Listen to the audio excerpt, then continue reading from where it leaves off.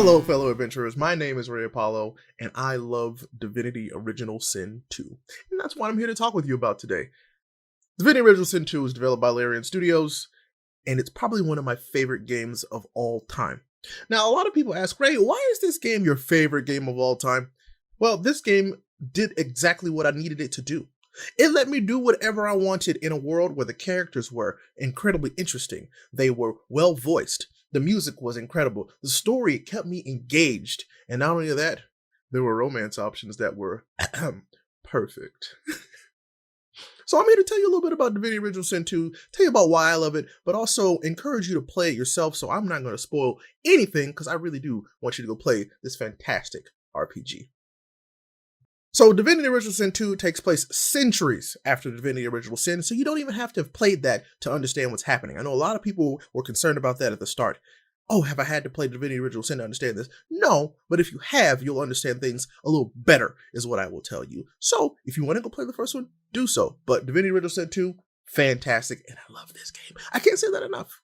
So in Rivellon, where the game takes place, there is a form of energy known as Source. And people who can use Source and manipulate it and enhance themselves and summon things with it are called sorcerers. Go figure. So there are these gods. There's always some god. These gods have basically given up a collective portion of their power to give to one person, which sounds bad, right? And it usually is. Lucian. Lucian is also known as Divine, and he uses his powers to hold back something called the Void.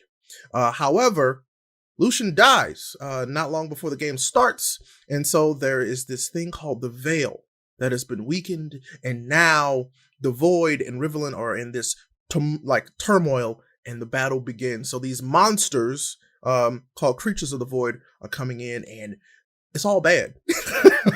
So you get to pick a few of the characters created by Larian, which I do encourage you if you haven't tried yet. But you can also create your own character, which is the best part of this. So you and all, I think you and maybe 4 of your friends can get together. Wait, 3 of your friends, 4 including you.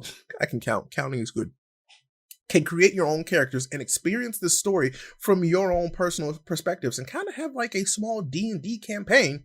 Well, I can't say small because I've put over 240 something hours into this game. And experience this world for what it is as your own characters, which only increases the fun. I love this series because, like I said before, they let me do what I want. Have an NPC you don't like? Get rid of them. Have an NPC that you want to win over another set of NPCs? Figure out a way to tastefully remove them from the equation. There's so many things you can do, and I feel like a lot of the spaces that they've created in this game were just so well taken care of. You could tell that the people who were working on this game in Larian really, really cared about this project because the settings are just filled with little secrets and also little hints of if you pay attention to things, you can figure out different ways to solve different problems. For instance, there's a later point in the game where you're confronted by a troll, and trolls are very dangerous creatures in this game. And you can either fight the troll or give the troll something that it wants to, not fight you because it is very adamant about keeping you away from this one space. Well, I had a big brain moment and I said, you know what? I want to get rid of this troll because I didn't have enough persuasion to get rid of it. And I said, I can kill this troll, except I can't actually fight it. But what I can do is teleport it into a volcano where it will die.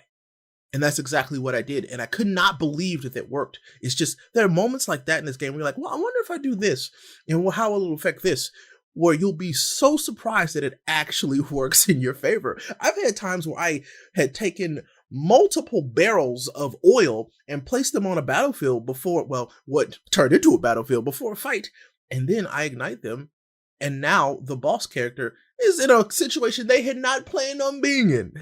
It lets me do what I want. And I love being able to just have that freedom to play around in a world that wants me to be there, but also acknowledges that, hey, this person has their own ideas and ways of doing things, and we want to let you have that. But a big thing for me in video games in general is music.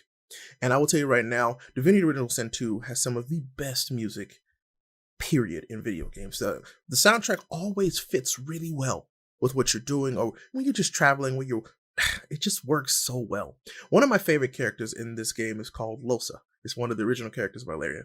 And her story actually kind of centers around music. She's a traveling bard that is possessed by a demon. And her goal is to either get rid of the demon or work with the demon. You get to choose. And I'll just say that the end of her quest is phenomenal. And actually, her story can affect how the game ends overall, which I think is she's the only character who has that option. So absolutely give Losa a shot, because when I first experienced that, I could not believe that that was something that you could do with that character in this game. And to this day, Losa was my favorite playthrough. I've played through the game now probably 2.5 times. And trust me, that's a lot of time for this video game, but you can spend so much time doing so many different things. I've still had things that I have never seen. In my most recent playthrough, I discovered a whole portion of one area of the game that I had never seen because I just didn't try to explore enough. And now I'm like, okay, well, I'm going to go everywhere and do everything. And this is a game that when you take your time, you're rewarded for doing so in the best way. There are new characters to meet, there are new items to find, there are new enemies to slay, and it just makes you feel like this is a truly full adventure worth adventuring. And that is a huge reason why I love Divinity Original Sin 2. Not just that, the interactions amongst the characters, because the characters, of course, can talk with each other. I'm not sure about how conversations work with a group of created characters, because unfortunately, I haven't had enough time with my friends to do so. But when you talk with the characters that have their origins made in the game already, they all have such interesting perspectives about the events that are unfolding before you, and sometimes they don't agree.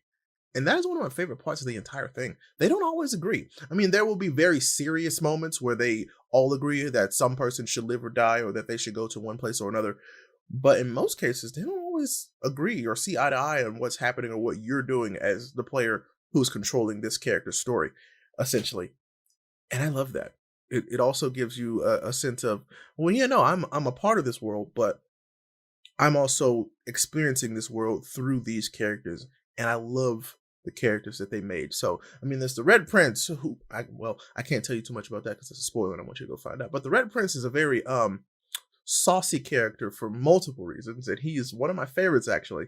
Then there's Sibyl, who is my second favorite, who is an elf who's had a very, very, very, very, very rough past and is trying to correct her future in I will say this, the future of multiple others that she knows. And it's incredible. But like I said, Losa, overall, my favorite character. She is courageous. She's also human, because she's terrified that this demon is going to overtake her, and what happens then, and how this demon affects not just her, but the entire game world, which was an amazing twist.